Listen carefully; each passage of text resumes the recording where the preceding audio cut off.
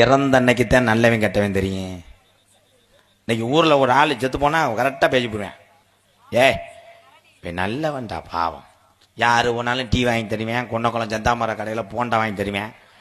ஆட்டில் ஆடு அவன் மாதிரி கவட்டில் வந்து பிடிக்க முடியாதாப்பா. 10 ஆடு கூட ஒதுக்கி நின்றுக்குருவேன் சந்த கடையில். வீரன் நல்லவன் போய் சேர்ந்துட்டேன். இன்னொரு 10 வருஷம் இருக்கணும். அந்த சாமிக்கு கண்ணு இல்லை. எப்போ சாகும்போது நல்லவன் சொல்லுவேன், கெட்டவனாக இருந்தால் சொல்லுவேன். தீபாவளிக்கு என் புசுவன் வைக்கும் போது சாகிறதுடா. எப்படியோ தப்பிச்சுக்கிட்டேன். எப்படியோ காட்டன் வேட்டியை கட்டிட்டு வச்சுக்கிட்டேன். பாலிஸ்டர் இருந்தால் அன்னைக்கு தீ பிடிச்சி வச்சிருப்பேன்.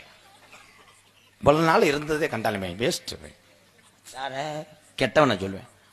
அதனால நல்லவன் கெட்டவன் இறப்பும் போது தான் தெரியும். ஒவ்வொரு மனிதனும் நீங்கள் அத்தனை பேருமே தர்மம் செஞ்சவங்க தான். யாருக்காவது ஒருவேளை நீ சொந்த காசை போட்டு டீ வாங்கி கொடுத்தாலும் அதுவும் தர்மம் தான். டீ கடையில் மட்டும் நம்பி 10 பேர் போகும்போது அவே அந்த சாப்பிட்டதுக்கு அப்புறம் செல்ல நோண்டுவேன் பாரு.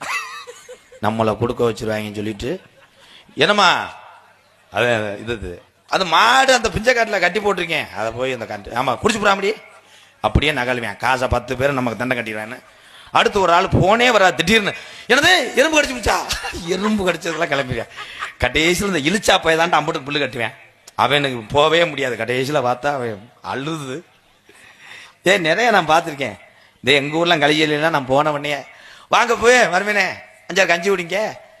சரி நாட்டுக்கோழி அடித்தான் நேற்று, ஒரு கோழி சீக்கு கிடந்துச்சு, லைட்டாக குன்னுச்சு, அடிச்சு விட்டேன், விட்டு சாப்பிடுங்க அப்படின்னு சொன்ன உடனே சரின்னு கையை கழுவேன். நீங்கள் நம்ம வீட்டில் சாப்பிட மாட்டீங்கல்ல, நேரம் உங்கள் பெரியம்மா வீட்டுக்கு தான் போவான் போவையே அப்படின்றாங்க. ஏன்னா இங்கே சோறு இருக்காது, அள்ளி விடுவாங்க. ஏதாவது சாப்பிடுங்க, நீங்கள் சாப்பிட்டே ஆகணும்டே. டக்குன்னு மயம் வருவேன்.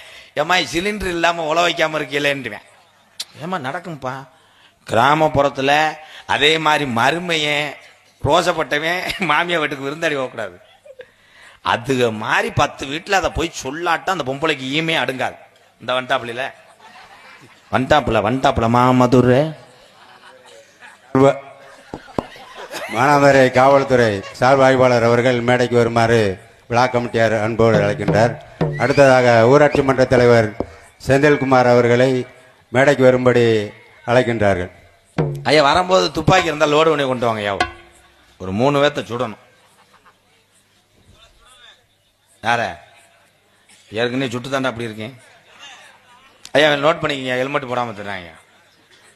மருதமணி உள்ள கணேஷ் பேல விட்டுறாங்க. எல்லாத்தையும் ஏவி விட்டு போறியாப்பா.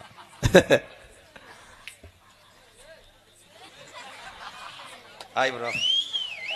காவல்துறை அதிகாரி ஐயா நம்மளை பொறுத்தளவு நண்பர்கள் தான்.